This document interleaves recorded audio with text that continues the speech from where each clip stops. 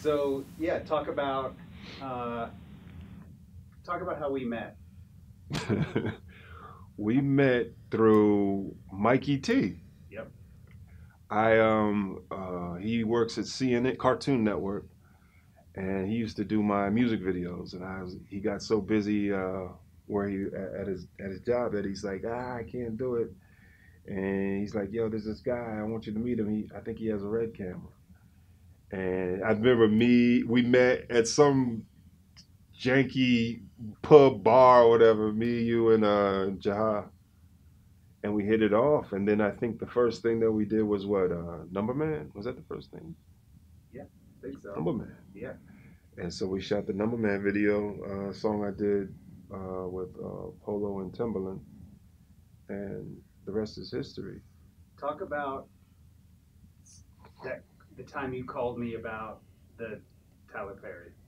Oh wow! What was going on? Like, what were you thinking? What was? I, I remember it like it was yesterday because I called you. I was like, "Look, dog, you're the only one." Because I didn't know if I was gonna have to do like some self tape. I didn't know. I didn't even know what that terminology was. You were like a guy that I trusted and knew that I could, anything that has to do with performance. You were always the guy that I always call because most people don't understand and they'll be like, "Oh yeah, that's good, dog," and it's terrible. So I was like, "No, he's gonna keep it real. He's gonna tell me what's up, and plus, you know what to look for." And I never had aspiration of being an actor, so I needed to be around somebody that really understood. And with you being a director and having a relationship, it just felt like it was easier to talk to you. So when I got here, I remember, what do we say? We said it was Marlon Brando and what's the other guy's name? Bradley Cooper. Bradley Cooper. And those are the people that I kind of patterned loosely my style around preparing for the audition. And we sat at your counter, we went through it and everything like that. And he's like, "Yeah, you're good, you're good." And I was like, "No, no, no," because I was a boxer before all this, and it's repetition, so it's doing it a million times, and so I felt real insecure about somebody telling me, "Nah, you're good." I was like, "No, you know, we got to do it a million times." He's like, "No, trust me, you're good." And so that happened, and then, but it didn't stop there. I think I always attributed to my memory.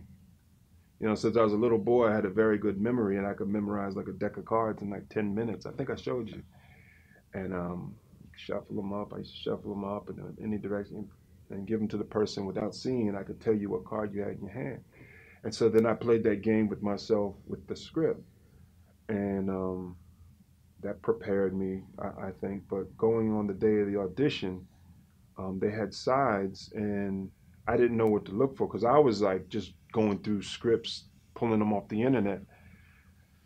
And I get there, and they're like, "You ready?" I was like, "Yeah, I'm ready." But I never had a script for the actual show. And so they gave me a script right there, the sides, and they were like, "Yeah, we'll give you 5 minutes." And I thought that was like natural. So I was like, "Okay, I'll go through the script." And in about 5 or 10 minutes, I had the sides down. And when I got through it, I remember Raven saying, "How long have you been rehearsing this? How long have you been going through that? That's good." And I was like, "You just gave it to me like 5 minutes ago." And that was the moment when it changed everything for me because they couldn't believe that in that time. They were like, "No, we sent you the script a week ago." And I never got it in the email. And my agent never got it to me, at least.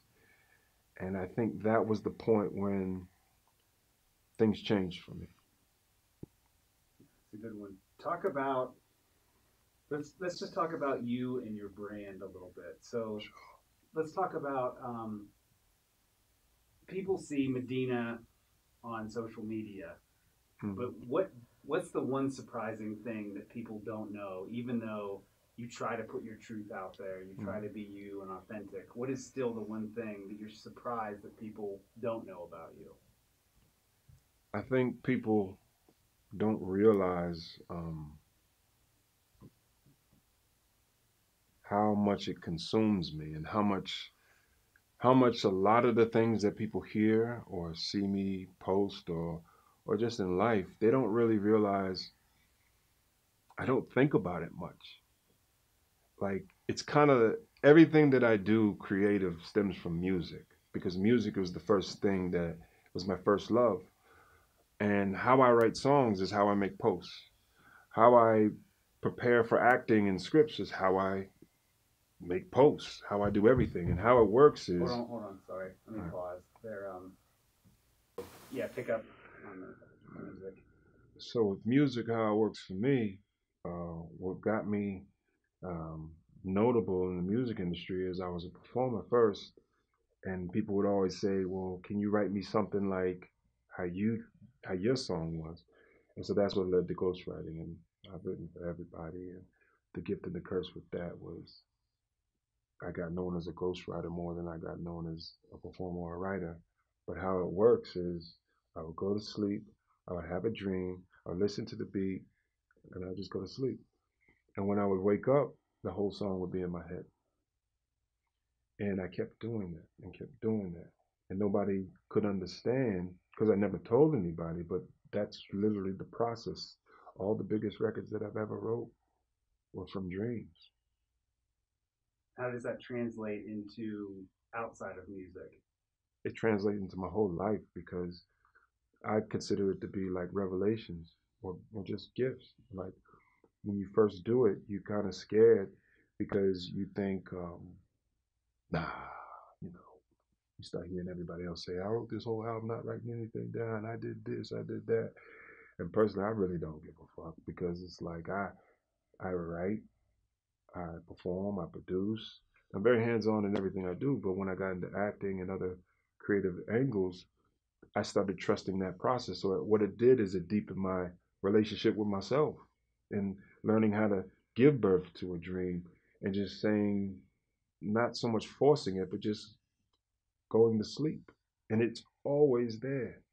And so when I have a script or something like that, it's the same thing. I'll go through the script and I just go to sleep. And I'll wake up and it's there. And it's never failed me for over a decade. And so that's how I got the name $6 Million Man, which the internet called me 6 milli out of that. But that's my gift. And nobody realizes that. They just think, I don't know, whatever they think, but that's truly my anointing. Since I was a little boy, I had a great memory, and I applied that memory to many different things. And people couldn't understand, like we were talking about earlier. Okay. All right.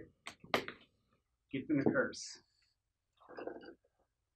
What was the gift and the curse? What was it? Your memory. I got one for you though. Go ahead. Right. Whenever you're ready. Let's talk about how important branding is and how important what you see in terms of Medina, not the performer, not the actor, but just the branding of yourself and Sonograms. It's very important. Like right now, I'm in a space where it's not so much any occupation or what's the next movie or what's the next project or what's it. It's really about getting people to understand the power within because that's my secret sauce. Is like that's why I can do so many different things. I'm very heavily involved in Silicon Valley. I'm very heavily involved in entertainment, acting, music. I'm very heavily involved in public speaking. And I like to say that they're all connected. And I never understood how people kind of compartmentalize their passions. And I think people kind of misdiagnose what their passion really is. They think their passion is acting or rapping or business. But for me, it's like you got to go under the hood. What's the common denominator and all that? And is I like adding value to people. That's my passion. And so how I express that is in a number of ways. But it's really, if I can't add value to something, then I don't want to do it. And that's what gives me the ability, I think, to do things at a high level is because I genuinely care. I genuinely have integrity with the presentation of things, whether it's a simple picture at a photo shoot, or whether it's a song, or whether it's a movie. And that's just what it is for me. That's my brand. My brand is that's why I say every post I make, hashtag world's greatest is because the things that I want to be involved in and the things I want to inspire people to do stem from where they see themselves, not so much what the project actually is, but if I see myself as somebody that wants to rule, I see myself as somebody that wants to be the world's greatest. And it's been like that since a little boy. So I grew up with a lot of hate, and I grew up with a lot of resentment, people towards me. And I always tell people I've never had any depression or any personal problems like that. I grew up with a challenging life, but the biggest challenge for me was believing in myself and others saying, "Who you think you are, nigga?" And that's the problem that I'm noticing is far deeper than the depression or any other thing, or the hookup, or who's going to put you on, or how. No, it's like, for me, it's like I believe in myself 1,000%, but the mistakes that people make, I think, along the way, that's where I try to help through social media, because a lot of times people they explain their dreams too much, and they're seeking validation for something that God has already given you. And it's a big problem because you start to hold other people accountable for your dream. You start to hold other people to blame, and they're not to blame. And when God gives you a vision, just go with it. And so that's what I do, is I just go. And I never really gave anybody power of attorney over my mind. I have a very strong mind. And nobody, I'm trying to think, not once in my life, not once in my life have I succumbed to that. Um, you're looking at a man that was suicidal at one point and had a 9 millimeter in my mouth, about to blow my brains out in my bathroom. I wrote a song called Knowledge of Self when I was working with Dr. Dre and Mark Batson. And the reason for that, talking about the suicide, was because you start to let the world affect your thought process. You start to let the world eat away at your belief in self. And at that time, I confused my circumstances with who I was. Your circumstances could be so fucked up, but that has nothing to do with who you are.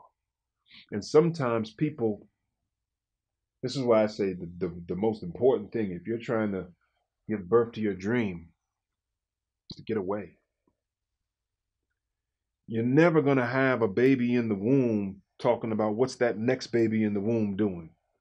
That's a personal process that's between God and the child that's in the womb. And once I understood that in a not just a metaphorical way or a philosophical way, but in a real way, we're all, when we find our passion and our purpose, we're in a womb. And you have to give birth to that. And what you don't understand is there's first, second, third trimester. A woman knows this, but when you're going through your dream, there's a first, second, third trimester. There's pains. There's you're going to hemorrhage a lot of things, and you're going to purge a lot of things. Some of them might be friends, some might be family, some might be time, but you have to weather those storms, and you can't misunderstand the storm and think that it's not meant to be. You have to will it into existence.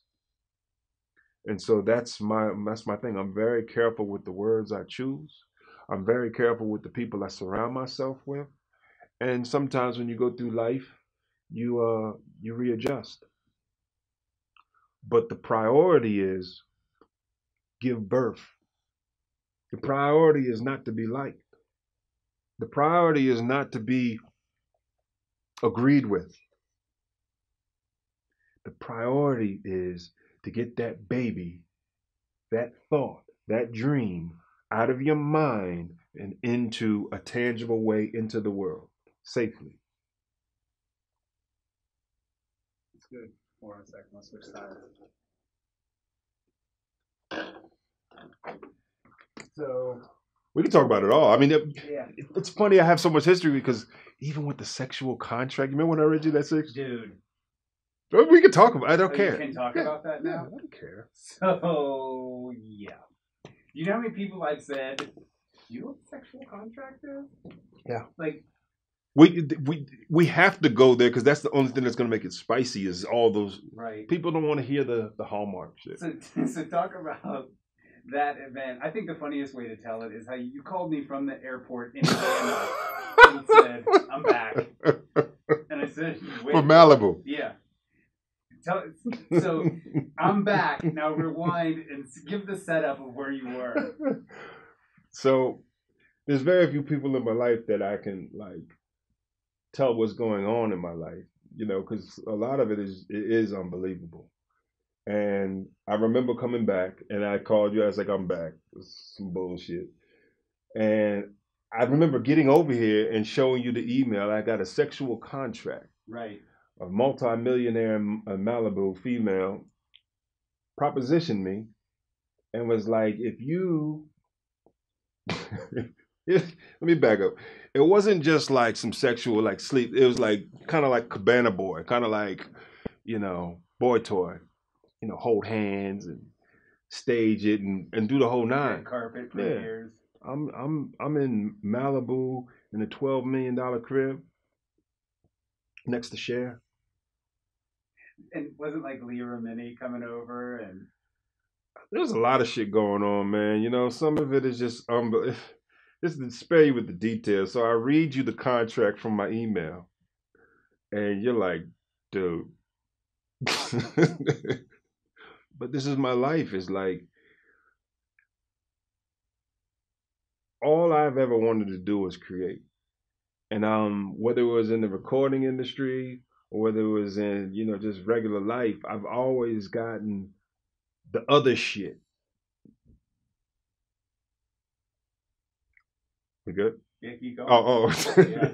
I always got the other shit, you know what I'm saying? And people couldn't understand that I was more passionate about the creative than hanging out, than being at the party, than sleeping with multimillionaires to get a couple $100,000. It was like, man, come on, man. Like, you can't buy me. And I think that's why I've afforded some enemies, is because there's nothing you can do. You can say whatever, you can think whatever, you can feel whatever, but you can't stop me. And that's what the secret sauce to Medina is I'm unbeatable because I will not quit. I don't care what you think. I don't care what you do because I'm ready. I'm with the shits. So that's the dare is we can talk, but where I come from, what are you going to do? The crazy man always wins. I play the villain. That's not a game. That's not an act. That's a part of me. You can't. There's some truth in every character you play, or it's not going to be believable. I am crazy, but my crazy perseveres because it's not self-destructive. My crazy is I'm crazy enough to believe in myself more than what you think about me. My crazy is I'm crazy enough to go there and actually do it. I was working at Whole Foods making $10 an hour after I lost it all. I walked away from millions of dollars, same situation, Malibu, and I got a job. And I worked at Whole Foods for almost 2 years. And you would think I was Jay-Z at Whole Foods because I was treated like a rock star with no fame. And that's why I always tell people, don't worry about the occupation. When you have the blessing, they're going to find you wherever you at. It's energy. It's an electricity. And that was before the Quincy, right? Wasn't That was before everything. Yeah. And that's why I believe I got the part. It's because there's certain things you have to prove to yourself. It's like there's nobody stopping you. The only person stopping you is you.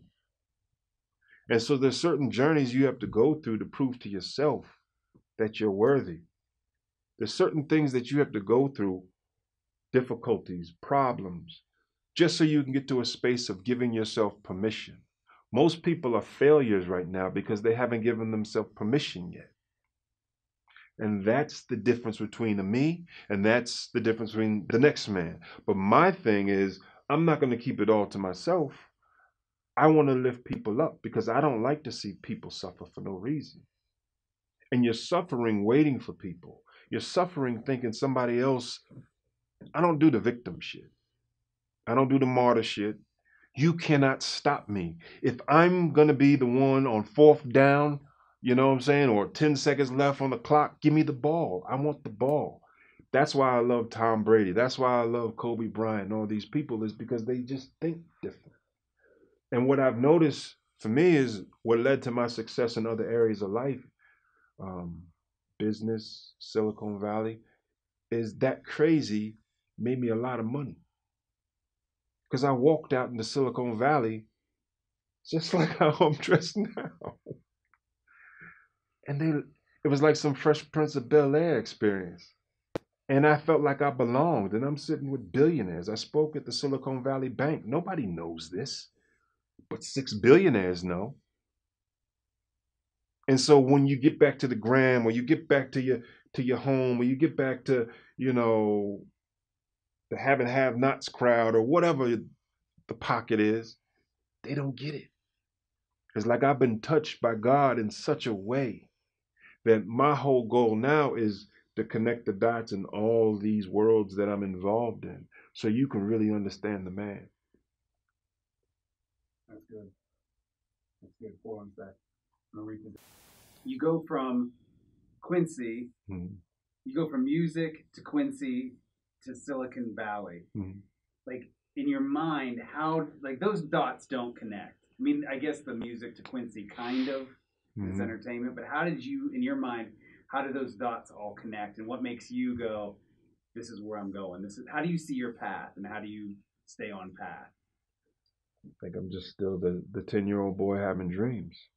And so the fact that I don't question and I trust so much, it's given me exponential growth and exponential success.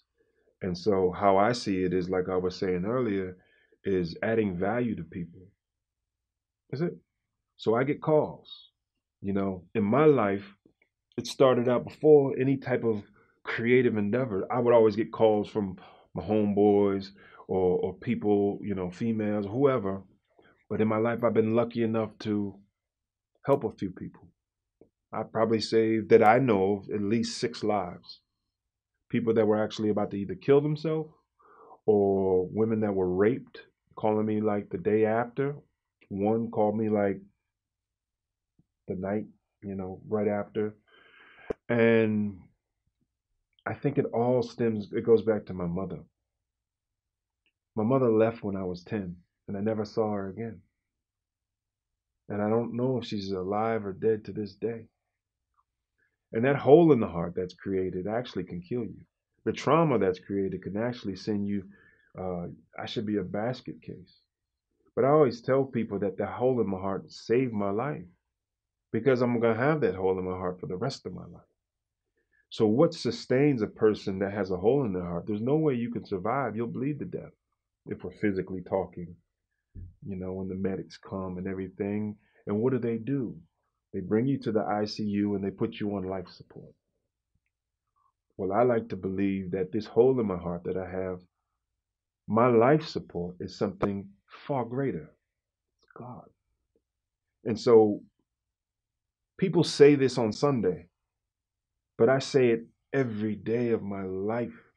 And I mean it, and I believe it. And it's not a religion.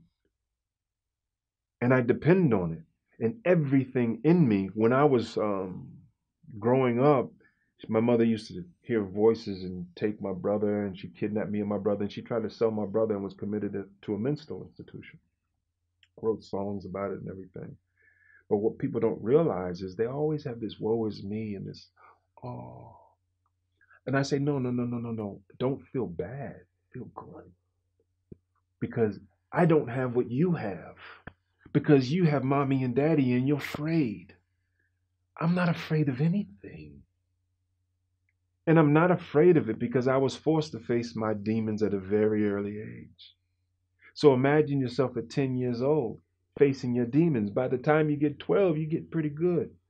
By the time you get 13, 14, 20, 25, and all you have is demons coming at you. You start to figure it out. And you start to weather the storm, and then you start to become like Jesus in the boat. When the storm comes, you go to sleep. That's my blessing. Is my mother left, so then it forced me to depend on a higher power from the age of 10 on. See, what happens is when mommy's there sometimes, mommy becomes God. And mommy loves you, but sometimes she loves you to death. And it becomes a codependency for the child. So God, when he loves you, sometimes he'll cause you pain. He'll cause you a problem. And you'll misunderstand or misdiagnose because you'll think that pain or problem is, why would God do that? No, I know why he does it. Problems are good. I keep telling people this. Because it forces you to trust him and not mommy, not daddy. Because what happens when mommy and daddy are not there? You can't function. I can function because I give my own father advice now. Now you become like, I was a parent before I became a parent. I have a daughter now. But I've always felt like a father. 15, 12, even 10. It's because God lifts you up through your sacrifice and through your struggle and through your pain and through your turmoil. And if you can just hang out and weather that storm, there's going to be a revelation on the other side of that. And that's why business, creative, or whatever I do, I always, always, always get blessed. That's good. What haven't we covered? What do people need? Or what's missing? What is missing? That's a good. There you go. I think what people need right now, what's missing right now. Make it personal though, not like in general. Like the people that you like, speak specifically about people you know, and not like right. Like what we need right now is a good president. Well, not that. What we need right now is what? I just think what we need right now is people that give a fuck. Honestly. People don't give a fuck. People only care when they feel like you can benefit them. And so to keep it funky with you, I'm talking about it right now in my life currently. There's people in my immediate circle that don't give a fuck. And I struggle with that because I can't be around you if you don't give a fuck. Because my whole life for the rest of my life is about adding value in a real way, because I should be dead. And so last week, I get a call from a good friend of mine, street kid. And he's on the bridge about to jump, kill himself. I get a text message. First, I get 2 calls I don't pick up. Next one, I get a text that says, "It was nice knowing you, Medina. I'm about to check out. I'm about to kill myself. The cops are on their way." So I grab the phone. I call him. It's around midnight my time. They're on the West Coast. And he's crying his eyes out, and he's on the bridge, about to jump, commit suicide. I can hear the cops in the background. And I'm like, "What's wrong?" He's like, "I'm not happy. I want to jump." And I start talking to him. I don't have a lot of time. And I'm saying, "Brother, don't do this. We love you." And I keep talking to him. So about a couple minutes in, I can hear the cops approaching, and I can hear them having a conversation. He says, "No, this is my friend. Don't hang up the phone. This Quincy, have and have nots. He's an actor. He's my best friend. He's my best friend." I don't see myself like that, So when you hear somebody else say it to somebody else, then you start finding out the truth. And when I ain't gonna lie, after I got off the phone, I started bawling. Because it wasn't so much just that he wanted to kill himself. It was the fact that you're the last lifeline. Like, there's no family. There's no friends. There's no person that you feel gives a fuck about you within your zip code or your area code. That's a problem for me. You have to call all the way across the country to find somebody that cares. And so the phone hangs up. I don't know if he jumped. I don't know if they're going to shoot him. I don't know if they're going to arrest him. And then I get a call about 5 minutes later, and he's in, I believe, the ambulance or whatnot. And they 5150 committed him to a psych ward. And I made a post about it the next day on my Instagram because it touched me. Yeah. And that's been my life through and through. I just don't talk about it because I don't want to air other people's business, but I'll talk about it from my side. But I'm not about to give no names and make public information. But people have to understand that I get rappers, I get millionaires that call me up for advice. And you're saying, come on, nigga, like this nigga over here, you're trying to kick that shit. He trying to stunt. He trying to be important. When a billionaire calls you up and says, just talk to me.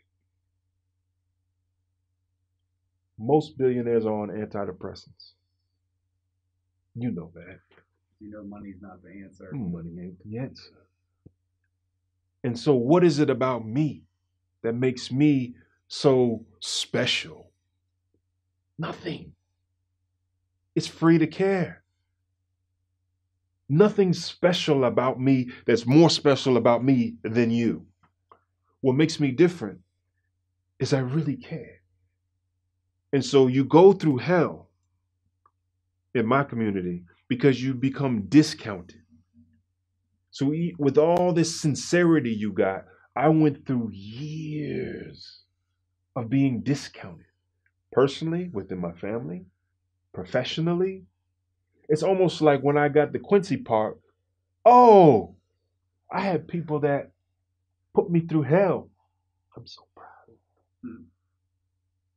Riddle me that. And so now you have to now you navigate your life going through the struggle. And now you have to navigate your life going through the success.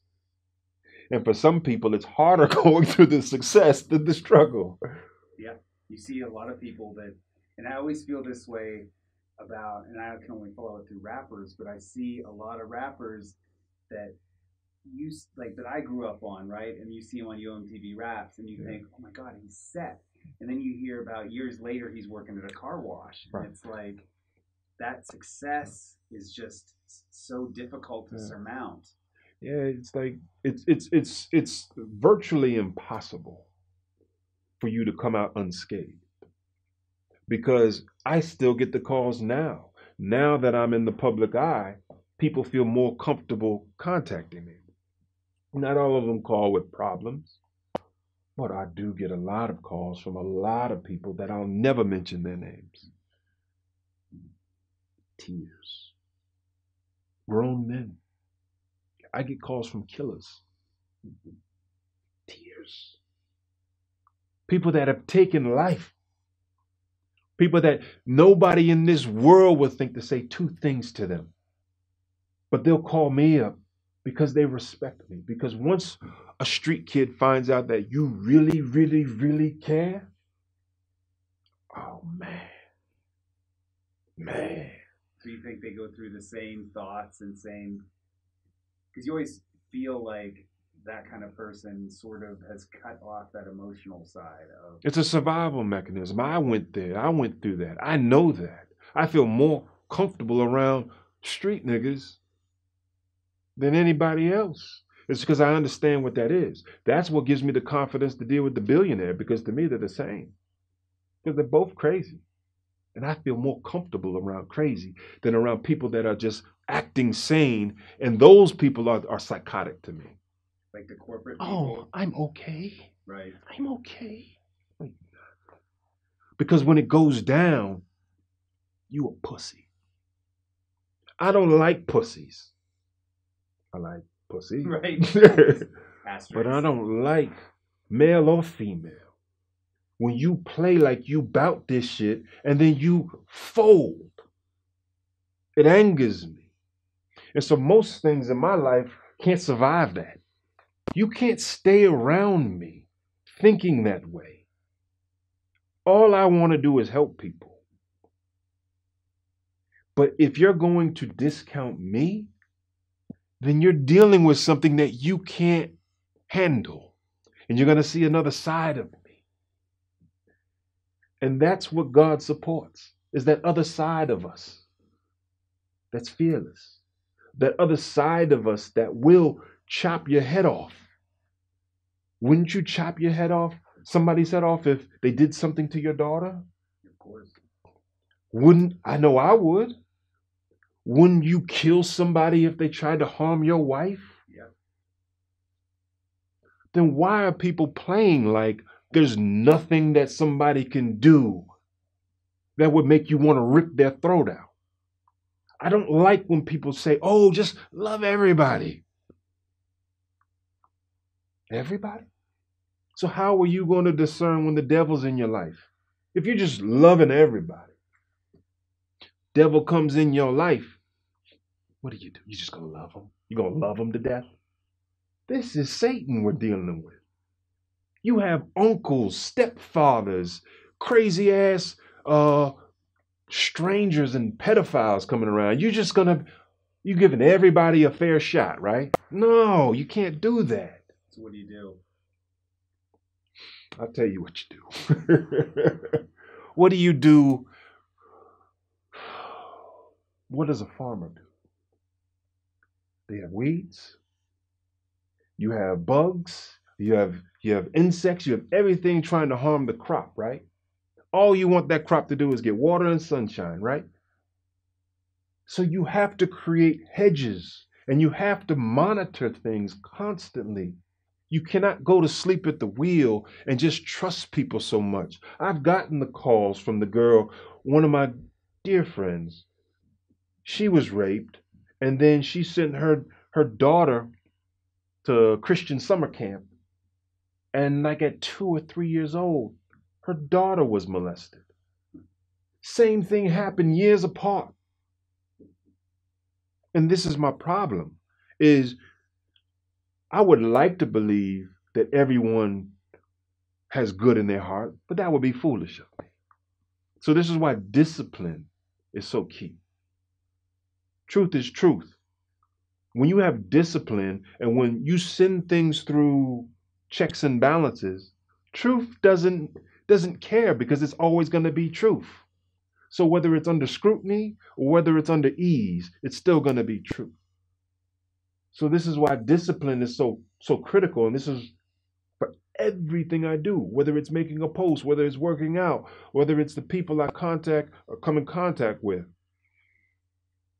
I'm going to deal with you, but you're not going to be able to get into my inner sanctum and get into my you can't even get into my thought process because I'm going to sit there and observe you. It's kind of like, you ever seen Usual Suspects? Oh, of course. Kevin Spacey's character? Kaiser Soze. So what did Kaiser Soze do? That's me. There's times in my life where I've already known what the truth was. And sometimes I would just have to limp. Sometimes you limp the whole movie like he did. And then you walk straight in the end. Why? I tell you why. It's because you have to expose people to themselves. Everybody's going to say how they're so good, how they're so wonderful, how they're so in love with you, how they're so this, they're so that. It's bullshit. So what does God do? This goes back to the 10-year-old boy that's got revelation. God, when he wants to get rid of somebody, it's just like white folks in corporate America. When they want to get rid of you, they're not just going to fire you, they're going to promote you. Because they know you don't know what the hell you're doing. So now they can get rid of you through the promotion, so now they don't have to pay you severance. So what God does in life is he gives you an opportunity, and he has somebody warn you, or he has somebody correct you.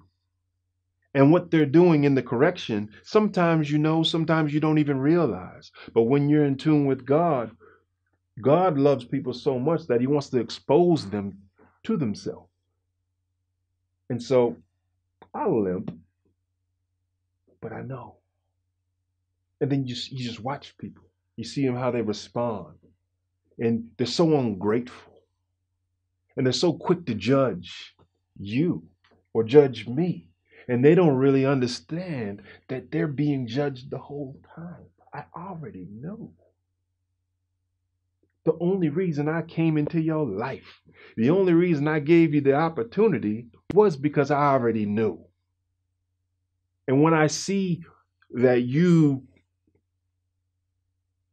don't really understand why blessings happen, I'm out. And this is everybody in life, is you have to be grateful. You cannot look at people and just reduce them to whatever you'd like them to be. You're dealing with somebody that is very, very heavily in tune.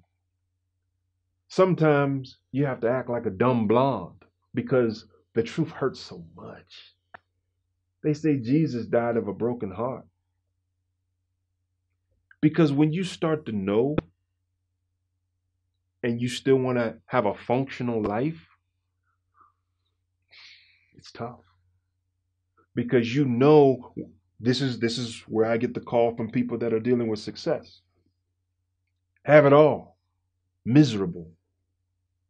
The reason why is because when you have a certain level of success, it exposes you to a certain level of truths. And the truth is when you see your mama steal from your bank account, when you see your father steal your credit, or you see your brother do, you see some of the most heinous things that you would never have seen when you were broke. But you hear it all the time. White, black, whatever. Oh, dog, I love you, man. I would never. Shut up. Don't tell me you love me. Prove it. Because when you don't find out somebody loves you until you have a problem. I always tell people love starts with a problem.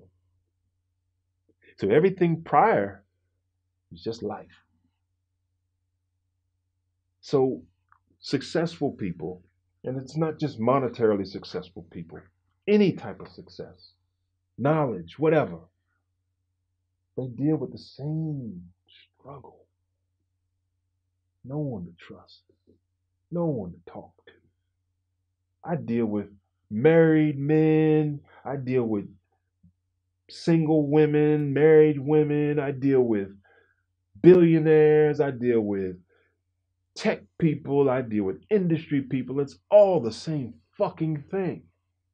I have no one to talk to. I have all the money. I have all the women. I have all of this. I have all of that. And no one to fucking talk to. Because every time I talk to somebody, they have their hand out. Every time I tell somebody some good news, they're like, well, let me circle in my agenda. You can't buy me. And so when I'm listening to you from my soul to your soul. And that's taken me all the way to the top, and it's going to take me higher. But on my way to the top, there's going to be a price that I'm going to have to pay for that. And I'm willing. It's not going to be death. It's going to be a certain fire that we all go through. Jesus went through it. What did John tell him? He said, I baptize you in water, but there's someone coming after me that's going to baptize you in fire. That's what I'm going through. And that's what all successful people are going through. And that's why I post. Because I want to prepare you for the fire. I don't want to prepare you for the cool water. You don't need my help with that. You need my help when shit hits the fan and you popping. I don't need you reaching out to the cocaine. I don't need you reaching out to the weed. I don't need you reaching out to the hoes. I don't need you reaching out to anything. Just call me. And so making a post for me is almost like a phone call. I know everybody can't call me. I ain't giving everybody my number. So I'll make a post because I know even if you haven't got to that leg of the race yet, you're going to see it. Because no one prepares you for that side. They prepare you for to make it to the NBA, but they don't prepare you for after you make it to the NBA, dot, dot, dot. After you get the Grammy, dot, dot, dot. Oscar, whatever. I'm the guy on the other side that you meet. And whether you like it or not, it's me. It's the guy that you think has nothing. He has it all. Because I Kaiser Sosa your ass. I limped the whole movie. And you didn't even fucking know. Because God wants to know, he doesn't want to know who I am. He wants to know who you are. So I want to expose you to who you think you are. So you can come more acquainted with who you're not. You can't sit up here and tell people you're a good person. And then when going through hell, you bail out. You can't tell people, oh, I'll never. You sound like Peter. And that's the Jesus that lives in all of us. Is you're going to have a Judas in your life. And I don't want you to be afraid of that. I want you to run towards that. Because on the other side of that is forever. That's good. That's good. Seen it? No, I haven't Have you seen it. the trailer yet? I saw the trailer this morning, man. That shit is really, really. That's you in the trailer. That's your voice. I mean, that's the thing about that I appreciate about our relationship, and I just wish more relationships were like that. It's like whenever you have your friends, whether it's in the business or out, need something, and they just call you, and vice versa. There's not a moment in time where I say, "Yo, I got this idea." You say you have a. And so when I saw it this morning, I was like, man, I was so pleased, man. I'm so excited for April 14th to watch it live because it's like any creative knows the process. And you know the hell that the people go through in production. I don't know all of what you went through, but I know the process of the bullshit. And so giving birth to that baby dead by midnight, it means the world to me because it's just like giving birth to my own child. I get excited for people that give birth to anything. Anything. I am so pumped whether I was involved with it or not. And you were. And I was. And it was good. And so that's the thing. I've never said no to anybody that is willing to go through hell. Never in my life have I ever said no to somebody that is willing to go through hell. It's the people that are not willing to go through hell that I'm never available for. Or they don't get the call back where I say, let me call you back in 5 minutes. It's just never. It's just sorry, my bad. I love it. But yeah, I mean that's the light. People don't realize there's a lightheartedness that goes with this because I always ask myself like, how? Like you asked me the question earlier, like, how the fuck does all this connect? Right. You know, like even us in our relationship. You know what I'm saying? I remember I came over here one time, and you got the name Black Johnny Depp. So what people don't understand is Tony is white, but we call him BJD for Black Johnny Depp. It is all because at the time, what's her name? She was like, you're like talking to me. She was like, you're like a Black Johnny Depp.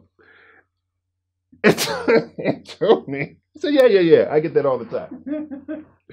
But it's that shit that makes life and creative and the whole journey worth it is because people are too uptight.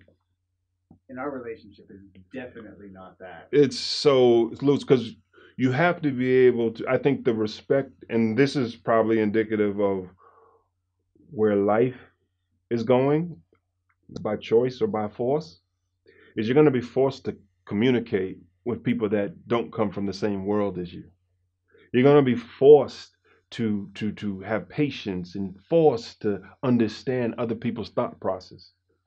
And for me, it's never a force because there's always this ship called creativity that I just feel like I'm hopping on, and if they hop on, then it's a mutually beneficial ride. And so that's what protects me from ignorance. So I don't know it all, and I don't want to know it all, but I'm passionate about learning other people's experiences. I don't care about facts and all that kind of stuff. I know what my history is. I know your history. But the thing about it at the end of the day is I don't know your experience. There's a difference. So if you reduce people just to history and facts, there's a life for you out there with that. But wouldn't it be so much better if you could reduce people to their own experience? Yeah, that's a big one. That's actually a very important differentiator. And I think I think that's a good sort of a telltale sign of someone who is successful is they are able to differentiate between boiling someone down to, oh, he's white, or oh, she's whatever, or oh, they're this, rather than like you as a person and get to know that person. It doesn't come about like, it doesn't then be about, let's build a fence or build a bridge or whatever. It just becomes about, let's get to know each other. Because I'm sure we have, like you and I, if we were to walk beside each other, right, most people would go, what's that about? What's going on there? Yeah, what's going on happening? there? Right? But we actually have a lot more in common, than most people would even It's true. give us credit for. And that's the whole thing, is like, if you can just be patient enough with the process, the baby, then the truth will be at the end of the road for you. The truth is when the baby's born. The truth is not the labor pain. The truth is not, I got this symptom, that symptom. That's not the truth. That's just a symptom. That's just a byproduct. The truth is when that baby is born. So the truth is not so much our relationship. The truth is what we produce out of our relationship. Right. And that's what kind of transcends everything. And that's what disproves all these misnomers and all these stereotypes is, no, we produce this out of what you claim shouldn't work. I see, and I just wish more people could do that. Male, female, black, black male, black female, white male, black male, vice, all across the board. Okay, so I got a question for you. So we do this with everybody that we interview for it, and this would be a good one for you because we don't have, our cast is sort of diverse, but not as diverse as I guess we would have liked it. Mm-hmm. So someone who's young and coming up sort of out of the industry, they're not in the industry, whether it be music or entertainment or whatever, what advice would you give to someone in terms of not just for music or for have and the have-nots or for Dead by Midnight, but what would be your sort of, like if you could talk to a young you before you knew what you wanted to do, or a young person out there, what would your piece of advice be that you as a person could give to them that would help them? Be crazy. And if you're already crazy, be crazier. Because you'll never make it. You'll never make it if you're not crazy. And that's what people don't understand. You like to see these tyrants on TV shouting and giving orders. It's real entertaining. We're not saying you cuss people out and delegate and all this bullshit that you think a CEO is. No. You can be fair. You can be firm. You can be, very forceful. But then you can also be very equitable. But if you're not crazy, and when I mean that, I mean it with all sense of it. Crazy in your work ethic, crazy in your preparation. Like when I got have and have nots, I slept in the bathroom for a week. On the floor. I turned it into, my first scene was a cell. So I turned a little bathroom, no, just a toilet. It was like one of those 4x whatever little bathrooms. And I slept on the floor, 3 hots in a cot for a week. I didn't know shit about acting, but I knew about feelings and I knew about things being truthful and real to me. And I couldn't manufacture that. I had to really, really, for me, that was my process because I'm crazy. So somebody will call that method acting. Somebody will call that, oh, I don't know shit about that. I don't want to know anything about that. I respect people that have those techniques and everything, and maybe one day I'll explore. But for me, ignorance can be sometimes bliss. You know, when you don't know, it's not always a curse. Sometimes it protects you. God keeps you ignorant sometimes, as long as you're obedient. He keeps you ignorant at times, so that keeps you from being afraid. Because sometimes you know too much. Yeah, that's so true. You know too much. Yeah. And so that's where the revelation is I don't need to know. I already know I'm going to be successful. I knew that from a little boy. I told you, we did a video. At the fourth grade, I told my teacher, I want to rule the world. I want to be the greatest man to ever walk the face of the earth. That's not sexy for a 10-year-old to say that in the fourth grade and have the whole class laugh at you. I meant that shit. I meant that shit. And I still do. That's where world's greatest comes from. It comes from the fourth grader. My father didn't even understand me. He's like, a little odd. And that's your dad. Thanks, Dad. He didn't say that, but you know, yeah. I pick up on the energy. But the thing that makes him so amazing is he nurtured it. He never judged it. He never said, "I know, come on now." So as I progressed, I got crazier and crazier and crazier and crazier. Made a lot of mistakes, but stayed crazy. I slept on the street, but stayed crazy. I tried to kill myself, but stayed crazy. You people try to check out too much, and you try to avoid because you want to live a normal life and do normal things and just have normal people love you. And you get that, but you can never keep it because you think too normal. It's not normal, the things that you want. You want $1 million. You want someone to love you for the rest of your life. I know it sounds normal, but it's not. You say, oh, come on, love is not normal. Oh, love is as natural as breathing. It's as natural as, the sun, moon, and the stars. But the way we go about it and maintaining it, when the divorce rate is over 50%, right? And in the African American community, it's well over that. So something isn't so normal. And what it is people check out, whether it's relationship, whether it's professional. Oh, I've been on 10 auditions and I didn't get the... Gives a fuck. It's not about the number. It's not about the number. When you love something, love starts with a problem. I keep saying this.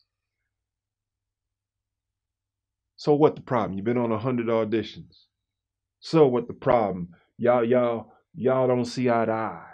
So what's the problem? Medina, I don't know my passion yet. Help people. You know how hard it is to help people? You'll find your passion on the road to helping people. Don't worry about an occupational description of your passion. Sometimes it doesn't come in that form. You have a eureka moment when you fall in love with adding value to people. This is why I have a problem with so many people. This is why, people would always say, oh, Medina, you're in shape. Would you ever be like a personal trainer? Hell no. I'll never be a fucking personal trainer. I don't have the patience for somebody that doesn't want it as bad as I do. But if you want it, I'll do anything for you. So what you're having is people that want the world, but don't want to give nothing up. You don't want to put in the work. I'm out. I don't fuck with you. I don't like you. I don't care if it's wrong or right. I don't like you. Because you don't see what this whole thing is about.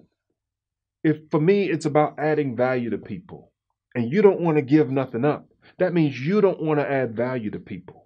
You just want people to pour into you. That's selfish.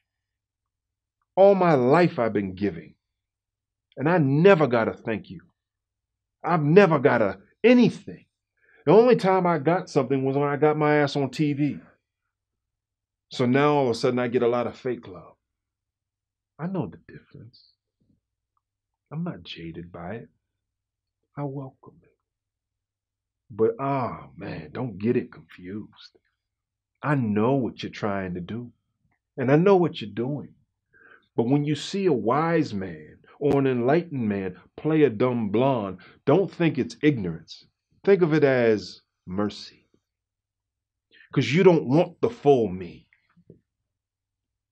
If you get the full me, you won't. You can't handle that. That's like raw uncut. That's that Bolivian, Colombian bam bam. You can't handle that. We need to chase this shit. We need to chop. We need to cut this shit. So my whole life, I've been giving you baking soda. But right now, 2018, you getting the raw uncut. Because what's happening is people are not getting successful. People they're paper champs. They're measuring success different now. And because they're measuring it, they're getting the electrical impulse of success, but not the mechanics of success. Success don't give a fuck what the world thinks. It says, do it. This is God talking. I don't give a fuck if the fucking economy's about to crash. I don't give a fuck if Trump's in office. You people care too much about Trump. You should care more about God and the God in you. I don't care if this world's coming to an end. I'm going to the gym. Give a fuck. There's certain things that you just can't escape. When you fall in love with the process, all the people that I know that walk this path, you tend to forget. I forget a lot because I'm so in love with the journey and the process. Oh, yeah. Grammy. Oh, yeah. TV show. Oh, yeah. This. Oh, yeah. Whatever the accolade or credentials that people are seeking and lusting after, I tend to forget. Sometimes I forget I'm an actor. Sometimes I forget I'm a music artist because I'm so in love with the process that I have to remind myself. Or when, you get stopped or something like that. But the hardest part for me is dealing with people that are so weak. And they're so weak because they don't want nothing. And they don't want nothing because they're afraid of their own shadow. Wow. That is a hell. That is a prison to me. Some people say, just want to live an ordinary life. Okay. More power to you. Live your ordinary life. And when that supernatural thing comes in your life with your ordinary mentality and you can't sustain it or keep it in your life, then you'll know that you have to strive for excellence. You have to strive for the supernatural. You just think somebody gonna come in your life and fall in love with you forever? They might fall, but then they're gonna get back up. Perspective is what keeps people around. Ambition is what keeps people. I want to rule the world. So everything that's subordinate to the world is mine. That's what the Bible says. It says, master, replenish, and subdue the earth.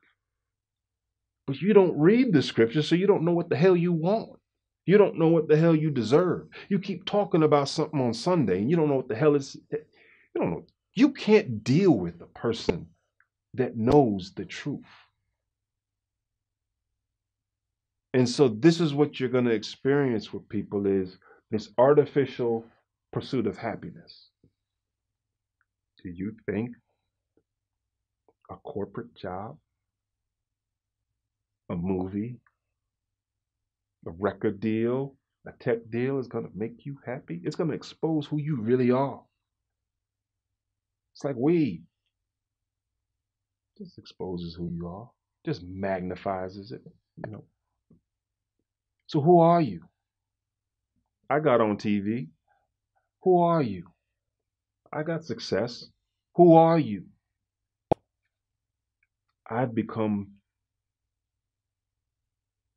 more of a person that wants to help, more of a person that wants to rule, more of a person that wants to dominate.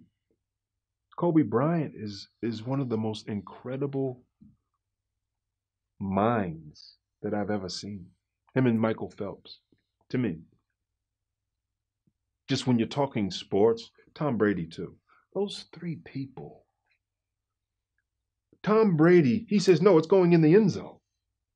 He doesn't factor in all, we're down, all this anxiety. No, we're going to win the game. Study him. Look at him. Like, no, we're going to win the game. No, but Tom, you're down 2 touchdowns and there's only like 1:30. We're going to win.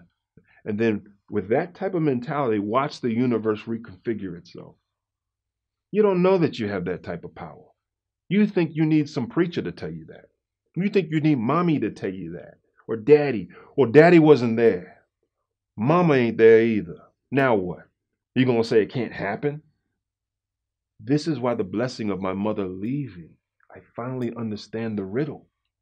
She had to go so I could get nothing but unadulterated love from the most powerful thing on this planet, which is God himself. My father was so obedient that he got the hell out the way. So now you have this direct channel from 10 years old. I'm going to rule the world. Wow, that's amazing parenting. And he didn't even know it. But that's why I always say I stand on the shoulders of my father. I'm greater than him. I told him that to his face. I said, I'm greater than you. You want to know why?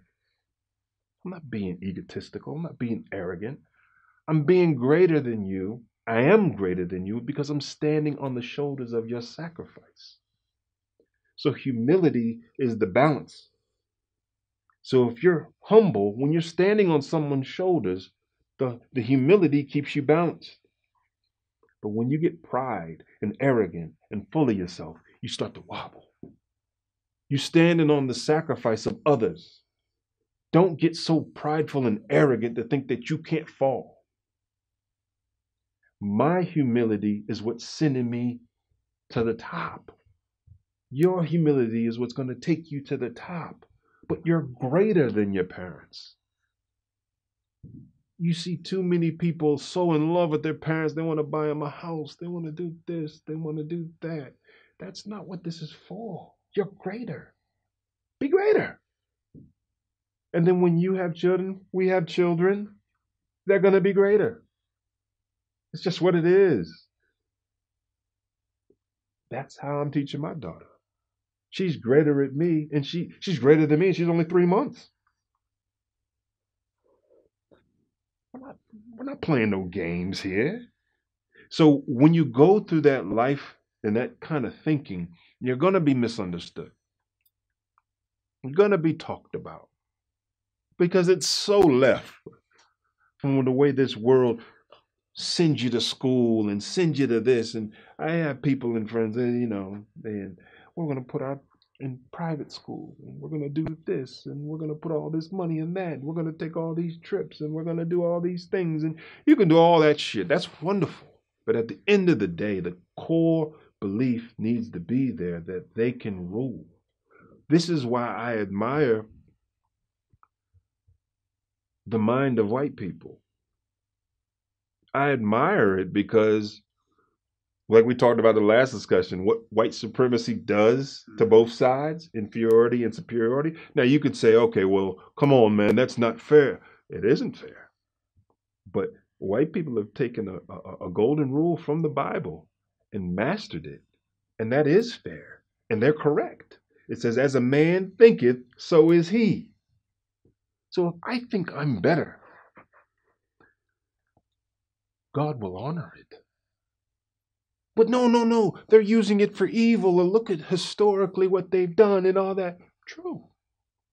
Why don't you think you can rule? Why don't you think that you're great? Why are you waiting on them or waiting for them to stop for you to feel like you matter or to feel like it's equal now. I understand the dynamics. I understand the history. I understand, and so do white people. But what they're saying is it's counterproductive for them to come off their mountain to feed you. It's counterproductive. That's not racist. That's just common sense. And so now you have white people that are on a mountain right now, and some of them feel bad, guilty. Like, oh, man, we don't, because they know the history. And what I always say, you see certain good, let's call it, good white people. They say, what can we do? Nothing. Nothing. Because problems are good. And the problem is when you struggle with inferiority or when you suffer from superiority, they both breed problems. God will settle the score. And your problem will manifest in a way that it will humble you. Either way, either side. My humility has made me fearless. And I pray that your problems will make you fearless as well.